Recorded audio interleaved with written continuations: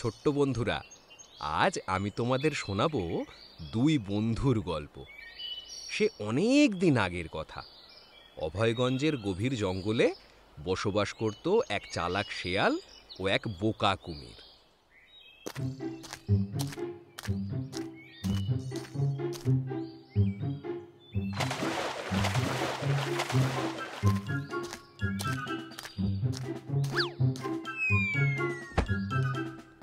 কুমির শেয়ালকে নিজের বন্ধু মনে করলেও শেয়াল কিন্তু কুমিরকে বোকা বানানোর একটা উপায়ও হাতছাড়া করত না। একদিন দুপুরবেলা ঘটল এক ঘটনা। উফ, কি গরম! জল, একটু একটু জল। সূর্যি বাবা তো আর কিছুতেই নিজের মাথা ঠান্ডা করবে না, আমাকেই জল খেয়ে নিজের শরীর ঠান্ডা করতে হবে।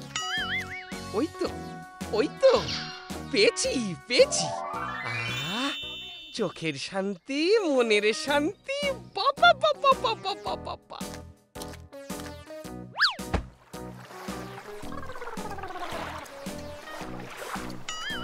আরে শিয়াল ভাই যে কতদিন পরে এলে এই পথে। আরে কুমির ভাইয়া, কেমন আছো? ভালো আছো তো? আমার কথা আর কি বলবো ভাই, এই জলে থাকতে আমার আর ভালো লাগে না। মনে হয় যদি আমিও তোমার মতো ডাঙায় থাকতে পারতাম। এই ব্যাপার। আচ্ছা ভাইয়া, তোমার ডাঙায় আসতে সমস্যাটা কোথায়? ডাঙায় থাকলে তো কাজ করে খেতে হবে ভাই, কিন্তু আমি তো আর তোমার মতো বুদ্ধিমান নই। কি কাজ করব বলো তো? সেই চিন্তায় চিন্তায় আমি তো রোগা হয়ে যাচ্ছি ভাই।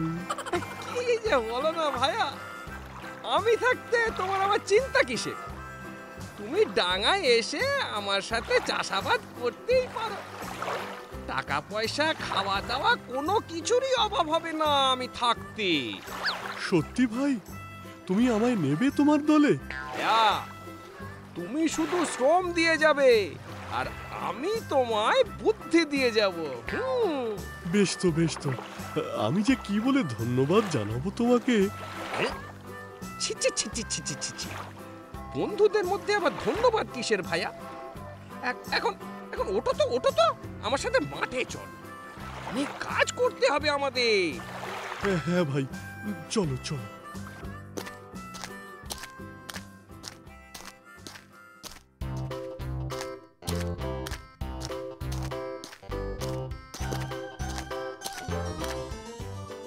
এই জমিটা তোমায় লাঙল দিয়ে চাষের উপযুক্ত করে তুলতে হবে। ঠিক আছে ভাই, পরিশ্রমে আমি কোনো খামতি দেব না, শুধু ফসল পেলেই হলো। তা ভাইয়া, চাষাবাদ তো করবে, কিন্তু ফসল হলে কোন অংশটা তুমি নেবে সেটা আগে ঠিক করে নাও। ফসলের ওপরের অংশ নাকি নিচের অংশ?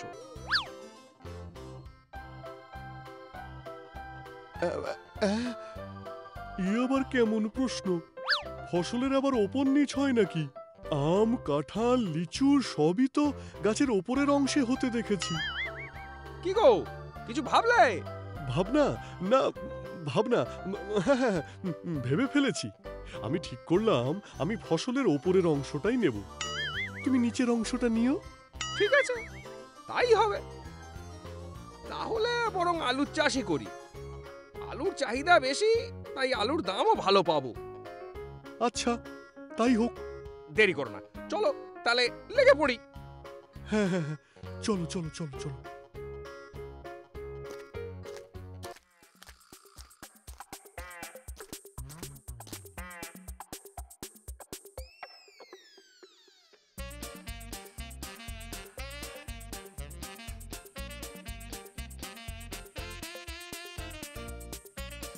মাথার ঘাম পায়ে ফেলে কঠোর পরিশ্রম করে আলুর চাষ করতে লাগলো। বহুদিনের কঠোর পরিশ্রমের পর অবশেষে এলো ফসল কাটার দিন। উফ, কি আনন্দই না হচ্ছে! এতদিনের কঠোর পরিশ্রমের ফসল আজ আমি পাবো। কুমির ভাইয়া, তাহলে তুমি কথা মতো ফসলের ওপরের অংশটা কেটে নাও। আর আমি নিজের অংশ কেটে নিই। চলো চলো, শুভ কাজে আর দেরি কিসের? কুমির তখন ফসলের ওপরের অংশ কেটে বান্ডিল বেঁধে নিয়ে চলে গেল। আর কুমির চলে যাওয়ার পর শিয়াল মাটিতে গড়াগড়ি খেয়ে হাসতে শুরু করলো।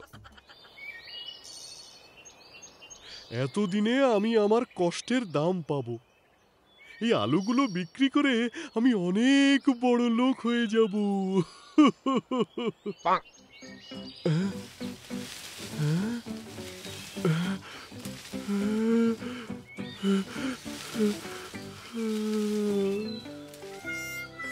আরে, এটা কিরকম হলো? চাষ করলাম আলুর, অথচ এখানে একটাও আলু নেই। তার মানে ওই শিয়ালটা আমাকে বোকা বানিয়েছে।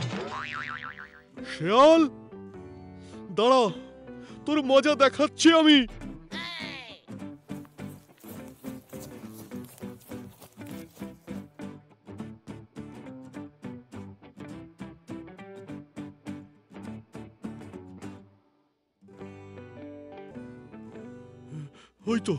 ওই তো বেটা শিয়াল আমায় ঠকিয়ে কি সুন্দর মনের আনন্দে আলু তুলছে। কুমির ততক্ষণে বুঝতে পেরেছিল যে শিয়াল এই যাত্রায় তাকে বোকা বানিয়েছে। পাজি শিয়াল, ইস, এবারে খুব ঠকে গেলাম রে। দাঁড়া, পরের বার বেটাকে মজা দেখাবো, আর আমাকে বোকা বানাতে পারবে না।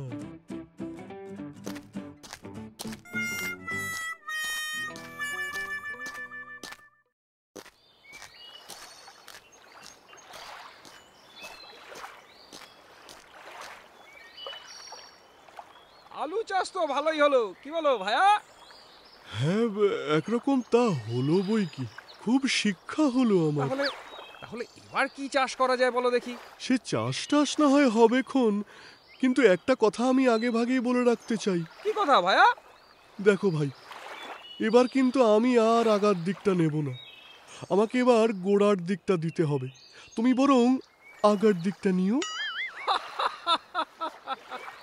আচ্ছা ভাইয়া, বেশ বেশ, তাই হবে।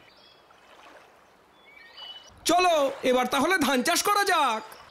সত্যি? এর থেকে ভালো তো আর কিছুই হতে পারে না, কিন্তু ফসল ভাগের বিষয়টা মনে থাকে যেন। হ্যাঁ ভাইয়া, চিন্তা করো না, এবারে আগার ফসল আমার আর গোড়ার ফসল তোমার। শিয়ালের প্রস্তাব শুনে কুমির ধানের বীজ বপন করল। ধীরে ধীরে ধান গাছের চারাগুলো বড় হয়ে উঠতে থাকে। তাই রে নাই রে নাই রে, কাল ফসল তুলবো ভাই রে, ধান পেয়ে করবো মজা, পাজি শিয়ালকে দেখাবো মজা। এবার আর আমার শিয়াল বোকা বানাতে পারবে না। তাই রে নাই রে নাই রে, কাল ফসল তুলবো ভাই রে। চলো ভাইয়া, তাহলে ফসলের ভাগ বাটোয়ারার কাজ শুরু করে দিই, কি বলো? হ্যাঁ অবশ্যই, তুমি আগার দিকটা নিয়ে মানে বিদায় হও, আর আমি গোড়ার ফসল নিয়ে ঘরে যাই। আচ্ছা আচ্ছা, তাই হোক। কুমিরের কথা মতো শিয়াল ধান শুদ্ধ গাছের আগা কেটে নিয়ে বাড়ির দিকে রওনা হলো। শিয়াল চলে যেতেই কুমির তো ভারী খুশি, ভাবলো মাটি খুঁড়ে সব ধান তুলে নেবে। কিন্তু ও কপাল, মাটি খুঁড়ে দেখলো সেখানে কিছুই নেই। কুমির গেল প্রচন্ড রেগে। এ কি, ধান কোথায়? কোথায় ধান? এ তো শুধুই খড় আর বিচুলি। আমি আবার ঠকে গেলাম।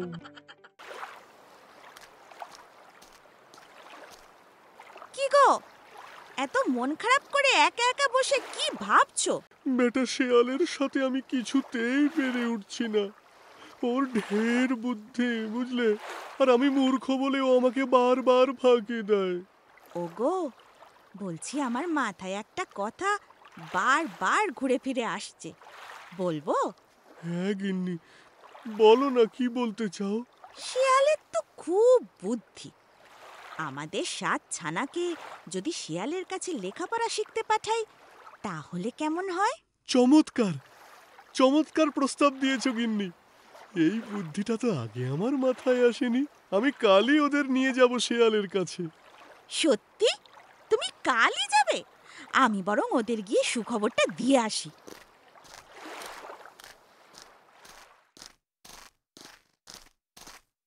ছানারা, আজ তোমাদের গুরু মশাইয়ের পাঠশালায় নিয়ে যাচ্ছি।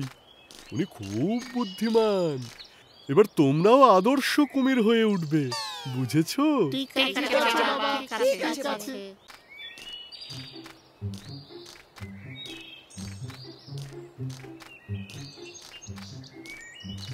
শিয়াল পণ্ডিত, ও শিয়াল পণ্ডিত, বাড়িতে আছো? আরে কুমির ভাইয়া যে, তা এতদিন পর কি মনে করে? ভাই, আমার 7টা ছানাকে তোমার কাছে এনেছি। আমি আর গিন্নি কখনোই চাই না যে ওরাও আমাদের মতো সারা জীবন মূর্খ হয়ে থাকুক। এই জঙ্গলে একমাত্র তুমিই তো বুদ্ধিমান, তাই তুমি যদি ওদের একটু লেখাপড়া শেখাও। তা বেশ তো, বেশ তো, বেশ তো। আর এমন কি ব্যাপার, তুমি শুধু ছানাগুলোকে আমার কাছে রেখে যাও, আমি ওদের শিখিয়ে পড়িয়ে একেবারে বুদ্ধিমান করে তুলব। ওদের কি এখানে রেখে চলে যেতে হবে? হ্যাঁ ভাইয়া, তুমি থাকলে ওদের পড়াশোনায় মন বসতে চাইবে নাকি না? ঠিক আছে, আমি তাহলে রোজ একবার করে দেখা করে যাব। হ্যাঁ, তাহলে এবার আমি আসি। হ্যাঁ ভাইয়া, এসো। এই, তোরা কিন্তু একদম দুষ্টুমি করবি না।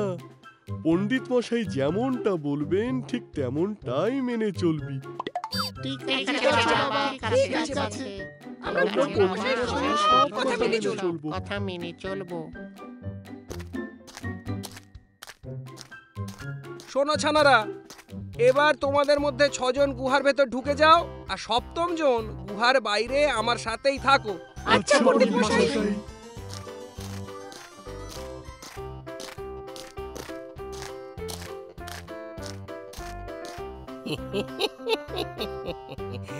অনেক মাংসই তো খেয়েছি, এবার এবার একটু কুমিরের ছানার মাংস খেয়ে দেখা যাক।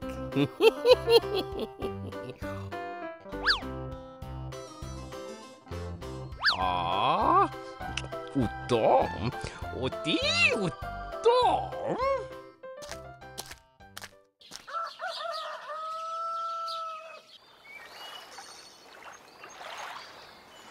যাই, এবার একবার শেয়ালের গুহার দিকে যাই, ছানাগুলোকে দেখে আসি। বড্ড মন কেমন কেমন করছে ওদের জন্য। ওদের ছেড়ে তো আর এতদিন থাকিনি কোনোদিন।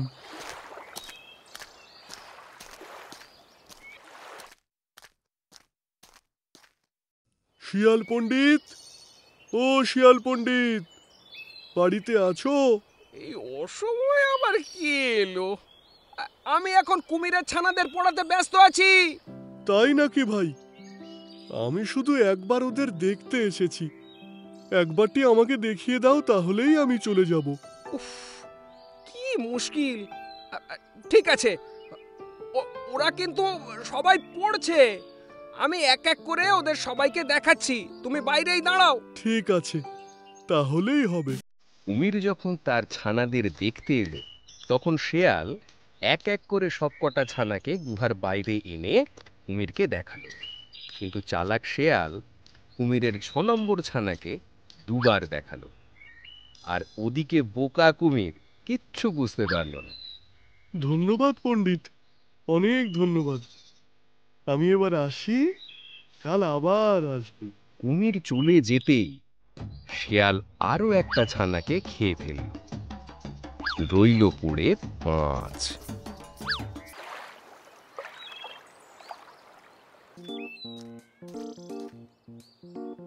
শিয়াল পণ্ডিত, ও শিয়াল পণ্ডিত, বাড়িতে আছো?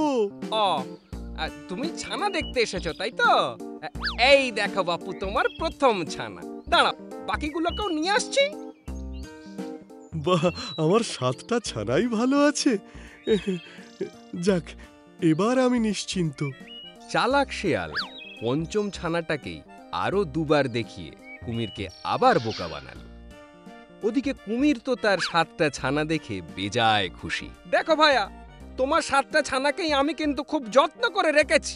হ্যাঁ গো শিয়াল পণ্ডিত, তাই তো দেখছি। এবার আমি তাহলে আসি, কাল আবার আসবো। হ্যাঁ ঠিক আছে, এসো।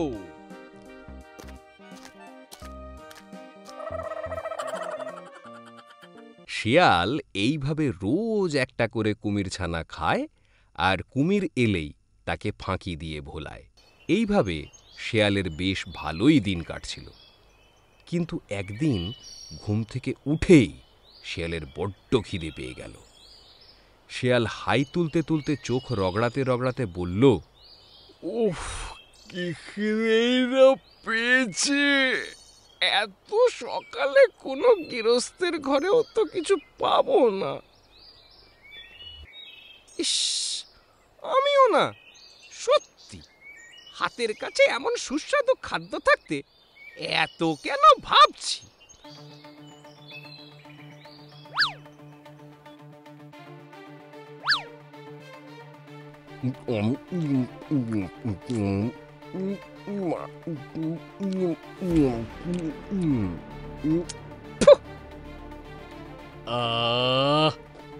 শান্তি, এইবার পেটটা একটু শান্ত হলো। শেষ কুমির ছানাটাকেও খেয়ে ফেলার পর শিয়ালের খেয়াল হলো যে আর তো একটাও ছানা বেঁচে নেই। যা, খিদের মুখে তো খেয়ে ফেললাম, কিন্তু বেলা বাড়লেই যে কুমির এসে হাজির হবে, তখন ছানা কোত্থেকে দেখাবো? তখন তখন কুমির তো আমাকেই চিবিয়ে খেয়ে ফেলবে। না না না না না না না না না না না না না, আমায় কোনো উপায় বার করতেই হবে। আমি না শেয়াল পণ্ডিত। ভাবো ভাবো ভাবো পণ্ডিত মশাই, কিছু একটা ভাবো, নইলে এতদিন ধরে রসিয়ে রসিয়ে যে কুমির ছানাদের খেয়েছো, আজ তাদেরই বাবা কুমির এসে তোমাকে পেটে পুরবে। Idea, idea! আমি বরং এই জঙ্গল ছেড়ে নদীর ওপারের বনটায় যাই। ওই বনটা অনেক বড়, কুমির আমায় কোনোদিনও খুঁজে বের করতে পারবে না।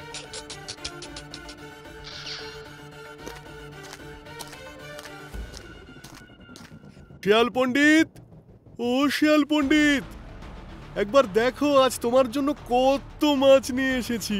আজ আমি ছানাগুলোকে বাড়িতে নিয়ে যাব, বুঝলে? ওদের মা ওদের দেখতে চেয়েছে। ব্যাপারটা তো ভালো ঠেকছে না। যাই, একবার ভিতরে ঢুকে দেখি তো।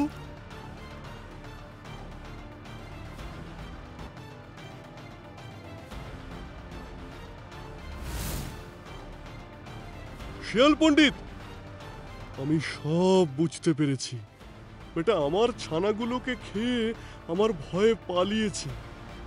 আমায় ব্যবসায় ঠকিয়েও তোর শান্তি হয়নি, এবার আমার ছানাগুলোকে পেটে পড়লি। দাঁড়া দাঁড়া, আজ তোর একদিন কি আমার একদিন।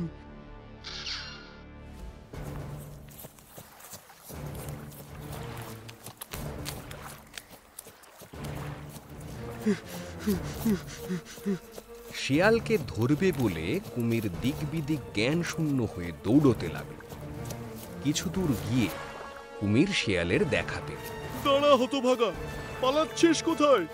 আজ আমি তোকে কিছুতেই ছাড়বো না। কুমির আমায় ধরতে পারে না, ধরতে পারে না।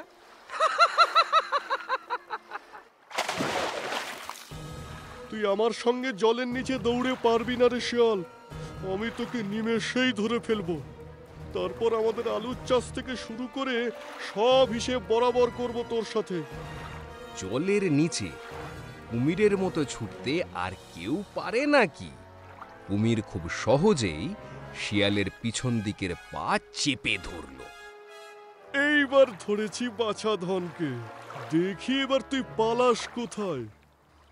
এই দেখেছো কুমিরটা কি বোকা, আমার পাটাকে লাঠি ভেবে টানাটানি করছে। উফ, কি যে হবে এই বোকা কুমিরের। এই এই ছাড় দেখি, ছাড় ছাড়, আমার লাঠিটা ছাড়, নইলে কিন্তু আমি তোকে লাঠি পেটা করবাই বলে দিলুম। এ বাবা, আমি মনে হয় পা ধরতে গিয়ে লাঠি ধরে ফেলেছি। আমার বোকা মতো দিন দিন বেড়েই চলেছে। শিগগির লাঠি ছেড়ে পাটা ধরি ওর।